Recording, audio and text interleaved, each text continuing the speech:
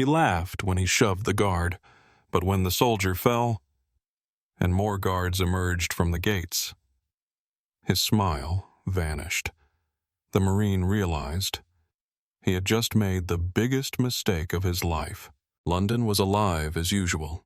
Tourists filled the streets, snapping photos of ancient buildings, crowding outside Buckingham Palace, hoping to catch a glimpse of the royal life. The royal guard stood at the gates, motionless as stone statues, symbols of British discipline.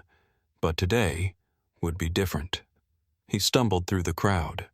John Scally Scaletti, Sergeant of the United States Marine Corps, walked through the tourists with a swagger that said he owned the place.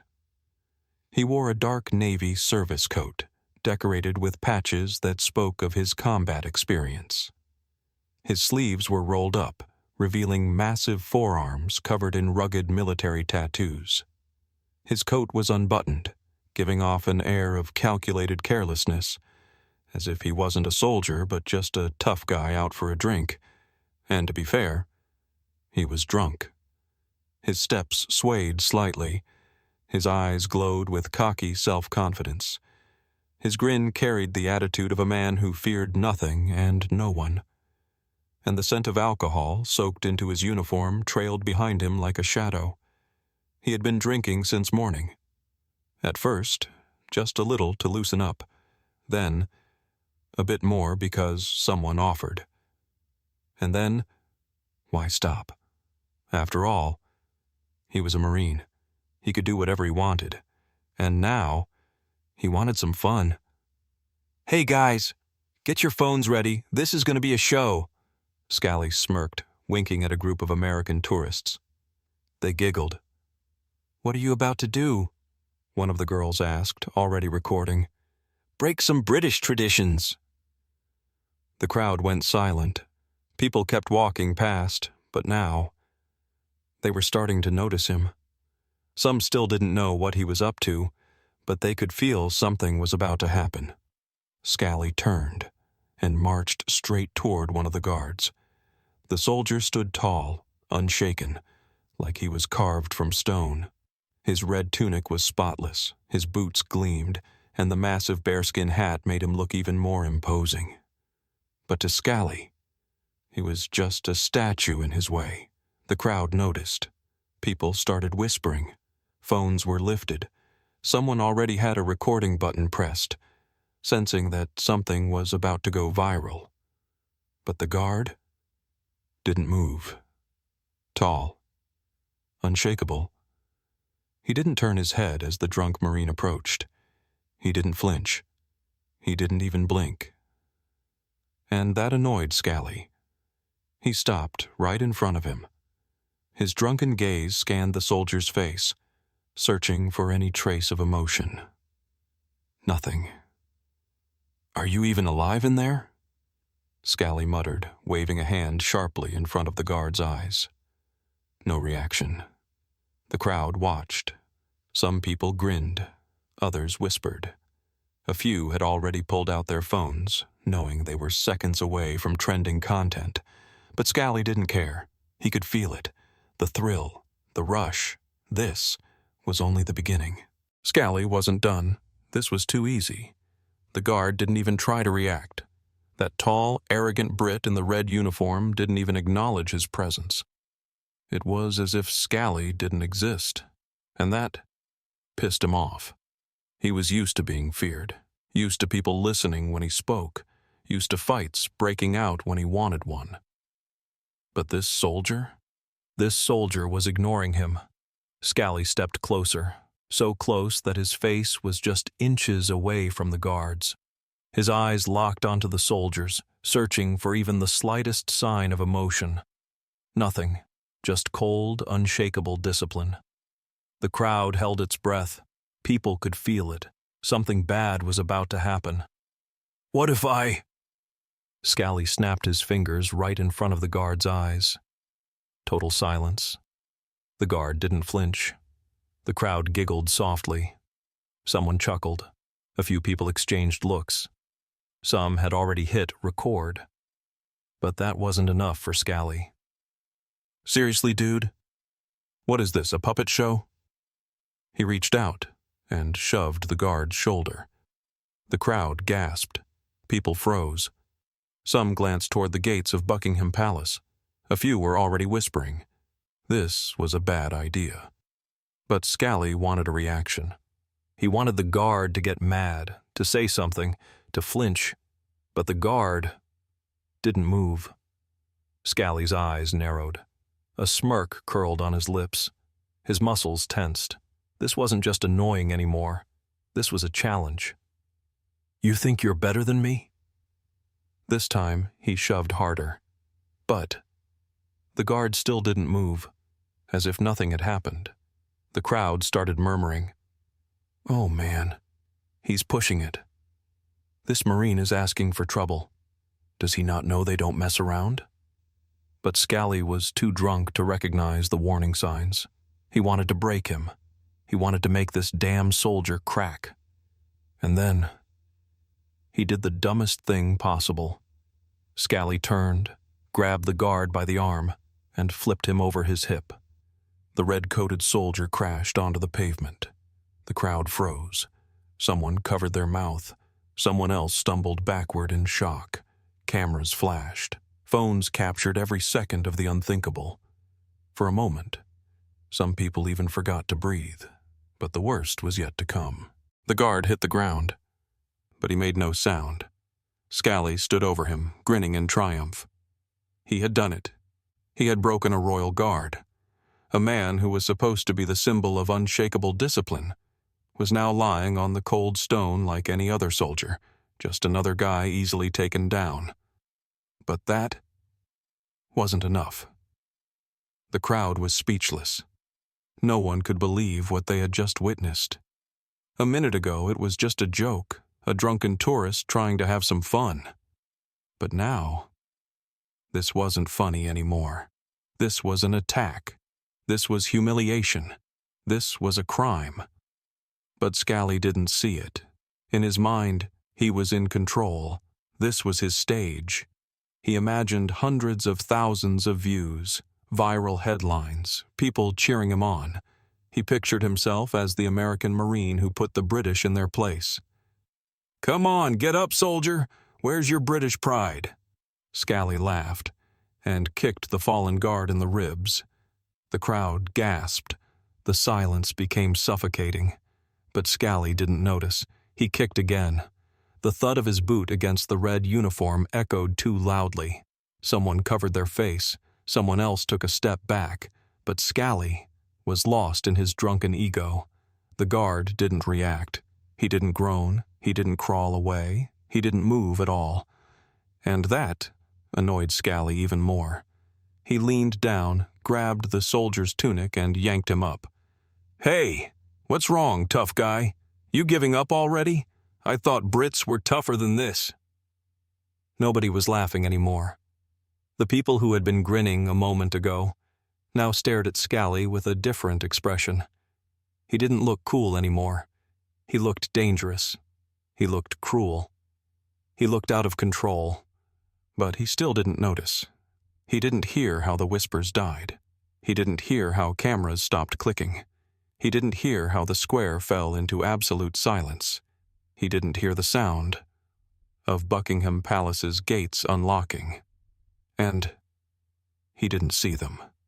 6 more guards, stepping through the gates. They weren't walking. They were charging. Their boots struck the pavement in perfect unison, like the sound of a clock striking midnight. Step. The crowd held its breath. Step. A man lowered his shaking phone. Step. People began backing away, clearing a path, but Scally still didn't see them. He was too focused on his show. His boot lifted again, ready to strike the fallen guard once more. But then, he heard it. A sound too heavy, too sharp, too precise. Not the random shuffle of tourists. Not the murmurs of the crowd. This was the sound of judgment coming for him. Scally froze. Slowly, he turned around, and his heart stopped. The guards were already there. 6 men, red tunics, bayonets gleaming in the sunlight. They moved as one, like a machine built for retribution. Their eyes held no fear, no hesitation, only discipline, and the clear, unshakable certainty of what came next. Scally felt it, for the first time that day, real fear. The crowd sucked in their breath. The nightmare had just begun. Scally realized he had gone too far, but the realization came too late. The crowd wasn't laughing anymore. The cameras were still rolling, but the amusement was gone. Now, there was only tension, fear, anticipation. But the real warning didn't come from them. He felt it. The air changed. Heavy. Electric. A pressure that settled over the square, making his skin crawl. Scally didn't even have to turn around. He knew. They were here.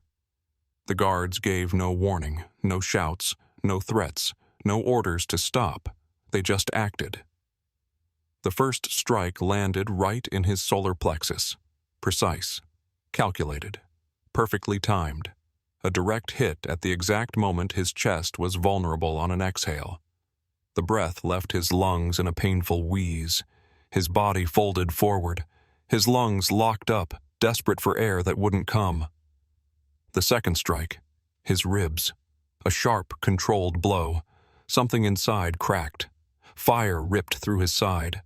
This wasn't a drunken bar fight. These men knew exactly what they were doing. The crowd gasped, but no one stepped in. Scally coughed, stumbling back, his hands lifted, not to fight, to protect himself. The smirk was gone. The arrogance disappeared. But they didn't let him leave. A guard from the left moved like lightning, his precision flawless. A knee to the stomach. Scally collapsed. And then the real reckoning began. They hit him, just as he had hit their comrade. Hard, unforgiving, exact. Each strike was measured. No wild aggression, just cold, precise efficiency. The crowd couldn't look away. This wasn't a street fight. This was punishment. The guards didn't shout. They didn't taunt him.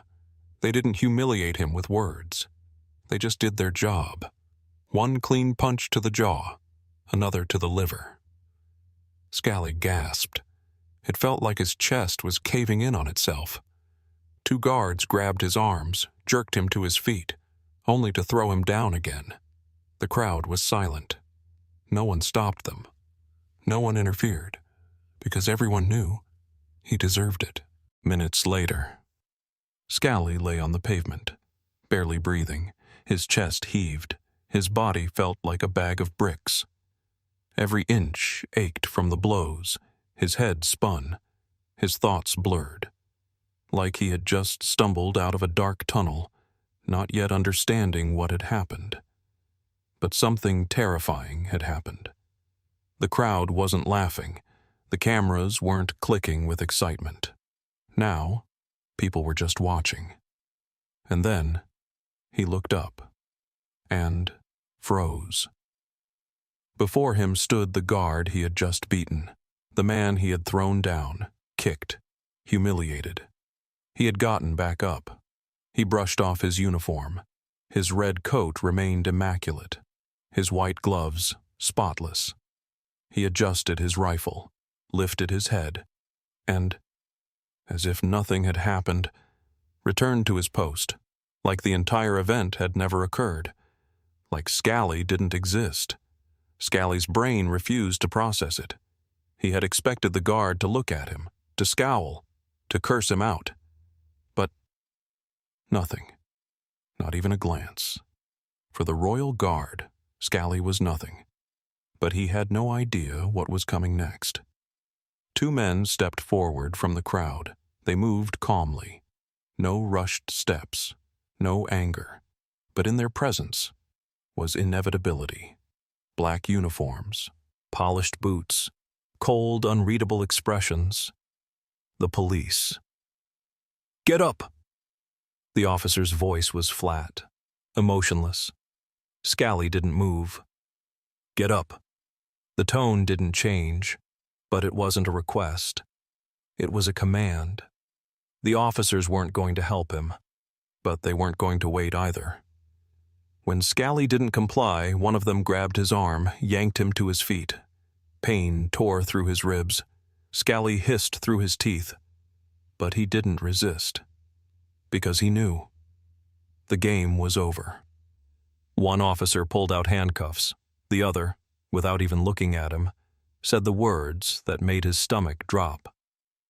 "You are under arrest for assaulting a member of the Royal Guard." Scally couldn't speak. He froze. The crowd remained silent. No one protested. No one objected. No one felt sorry for him. Now, he felt fear. When he was beating the guard, he thought he had won, that he was the victor. But he was wrong. He hadn't won a fight. He had lost a war. The next morning, every British newspaper exploded with headlines. "Drunk Marine attacks Royal Guard, gets what he deserves." "Don't mess with the King's Guards." "Arrest at Buckingham Palace. Who's laughing now?" The video went viral worldwide. People couldn't believe what they were seeing. An American Marine, thinking himself above tradition and discipline, was put in his place. The footage showed everything. How he shoved the guard. How he laughed after knocking him down. How he, drunk on alcohol and ego, kicked him while he was down until he felt the first stab of fear. And then, the moment it all changed, when he was the one lying on the pavement. And this time, he wasn't laughing. American media was stunned. "Disgrace to the U.S. military. Drunk Marine sparks scandal at Buckingham Palace. Military pride or international shame. U.S. soldier sentenced in Britain 10 years behind bars." Yes, 10 years.